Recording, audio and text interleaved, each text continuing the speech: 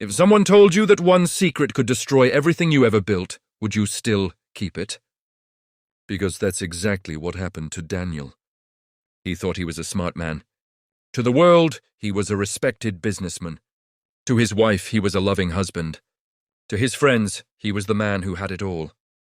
But behind every weekend trip, behind every business meeting, Daniel was hiding a truth so deep that it would one day swallow his whole life. During the week, he was with his wife Martha, a calm, patient, and beautiful woman who built her life around him. She loved Daniel with her whole heart.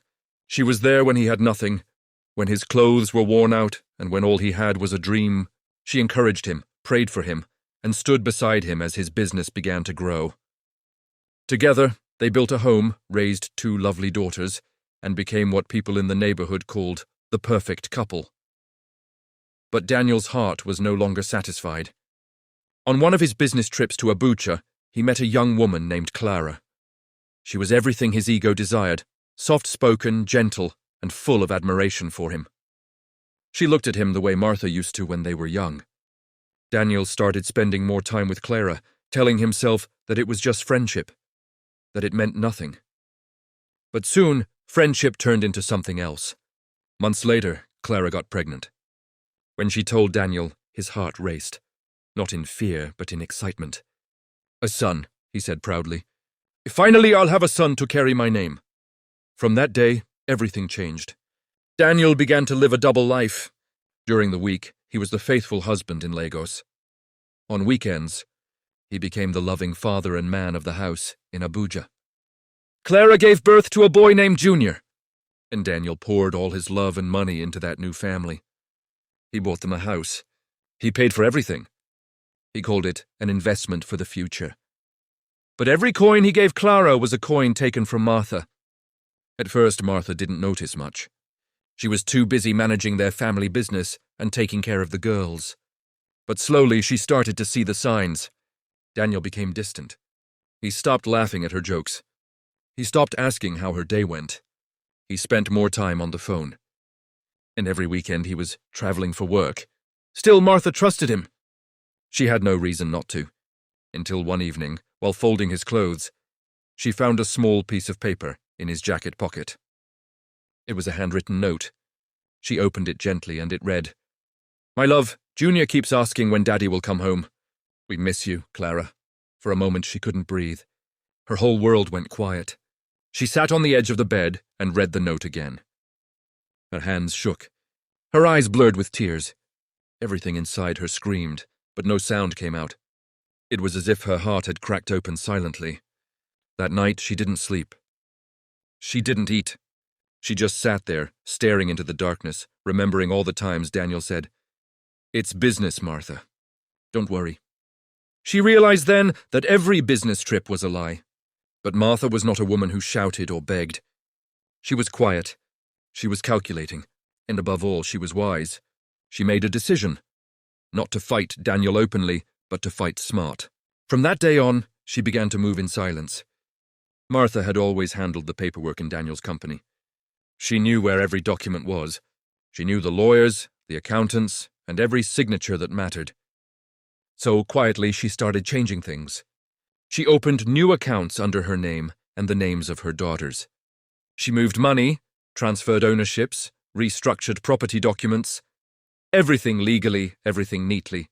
Daniel didn't notice a thing. To him, Martha was still the quiet wife who cooked his meals and smiled when he came home. He never knew that the woman standing beside him was already taking back everything she helped him build. Meanwhile, Clara and Junior were enjoying the best of everything. Daniel made sure they lacked nothing. He even started comparing Clara to Martha. He would say to his friends, "Clara gives me peace. Martha only gives me pressure." But peace built on lies doesn't last forever. As the years went by, Martha's daughters grew up beautifully. Tonia, the eldest, was smart and kind. Bella, the youngest, was full of ambition. Martha made sure they studied hard and focused on their future. She encouraged them to apply for scholarships abroad, and they both got in. Daniel didn't like the idea. He said, "Why do they need to go abroad? Let them stay here and manage the business." But Martha smiled and said, "They need a better life." He didn't realize that she was sending them far away, far from him, far from the pain, far from the truth. When Daniel turned 50, he told everyone he wanted to retire early. "I've worked enough," he said proudly. "It's time to rest and enjoy my family." But which family did he mean? He started spending more time with Clara and Junior. He called them his real family. He began treating Martha like a stranger.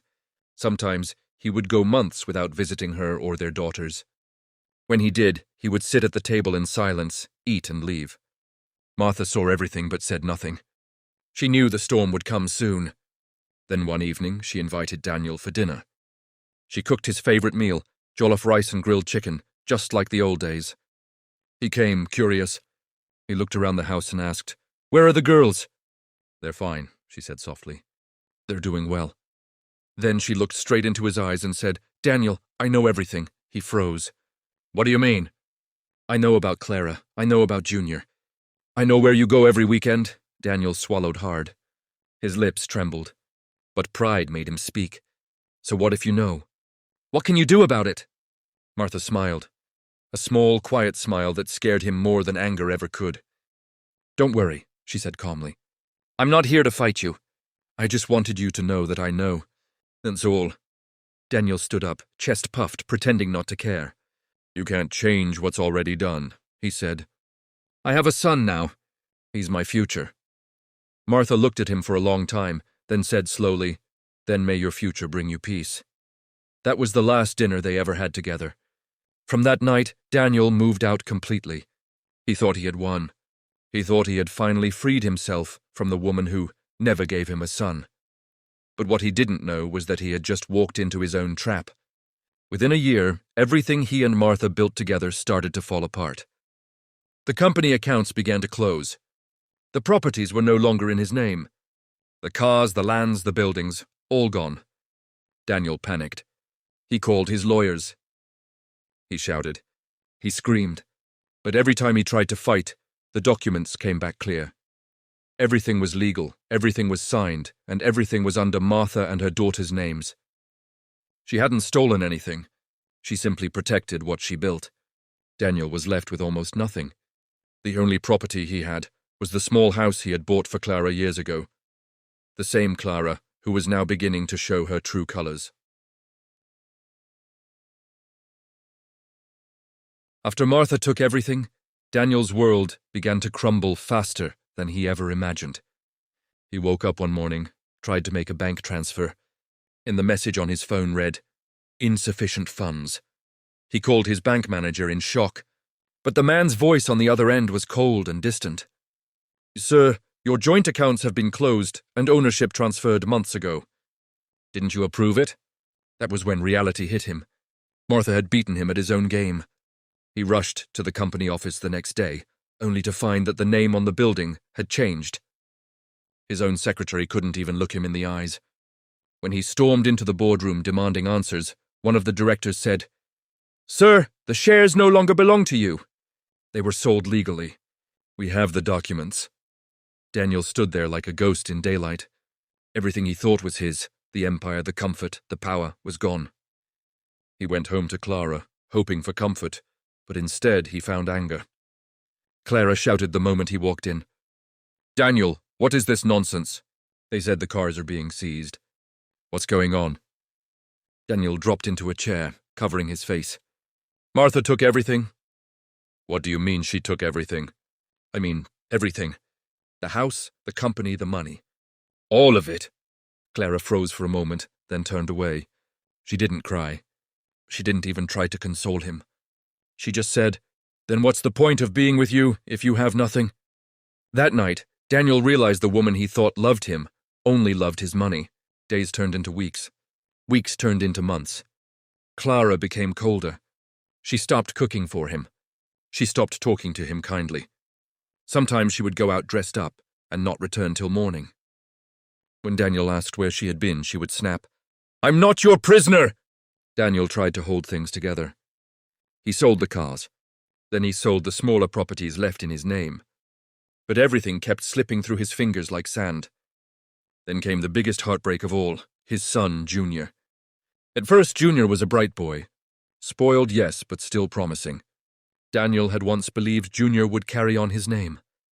But as Daniel lost his wealth, Junior lost his way. He started skipping school, hanging out with rough boys, and coming home with red eyes and strange smells. When Daniel tried to talk to him, Junior would shout, "Leave me alone!" You ruined everything. Soon Junior stopped coming home altogether. Clara would cry sometimes, blaming Daniel. "You brought this bad luck to us." She'd say, "Since your first wife took everything, even your son doesn't respect you anymore." Daniel began to drink to numb the pain. Each night he'd sit outside, staring into the darkness, asking himself how his life ended up like this. Once, he had 2 loving daughters, a faithful wife, and a growing business. Now he had a shouting partner, an absent son, and nothing to his name. Then came the call that broke him completely. It was the police. "Are you Mr. Daniel?" "Yes, I am," he said nervously. "Your son, Junior, has been arrested. Please come to the station." Daniel rushed there, his heart pounding. When he entered the cell, he saw Junior sitting on the floor, bruised and dirty. He had been caught stealing from a store. Daniel knelt beside him. "Junior, what have you done?" Junior looked away. "Don't touch me. You were never there for me." Daniel's tears fell as he whispered, "I tried, son. I tried." He begged the police to release him, paid for the damages, and took him home. But that was the last time Junior stayed under the same roof. He left again the next morning and never returned.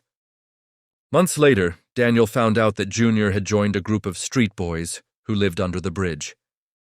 He would sometimes drive by secretly just to see him from afar, his only son, dirty, lost, and high on drugs.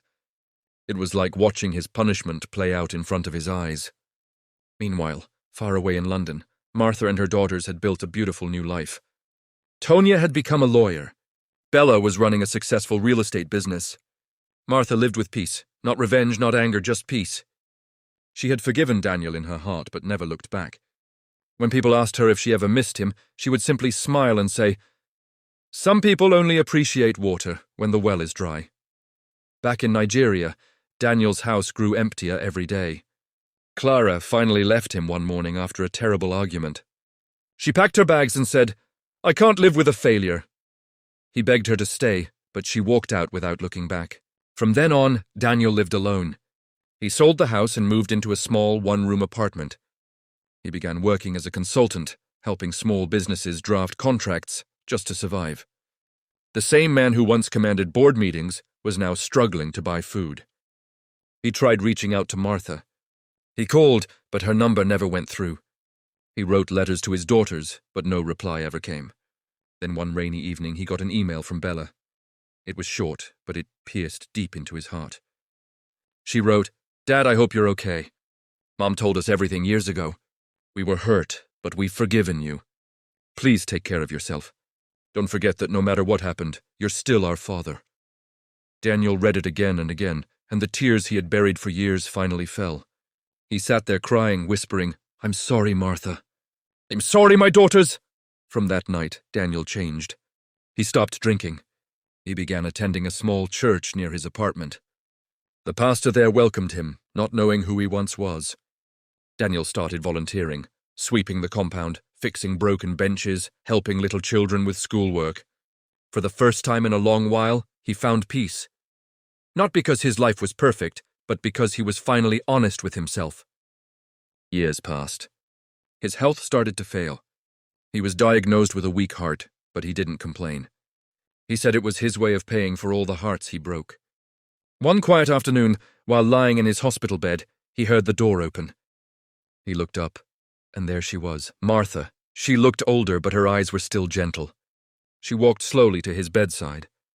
For a long moment, they just looked at each other. Daniel whispered, "You came." Martha nodded.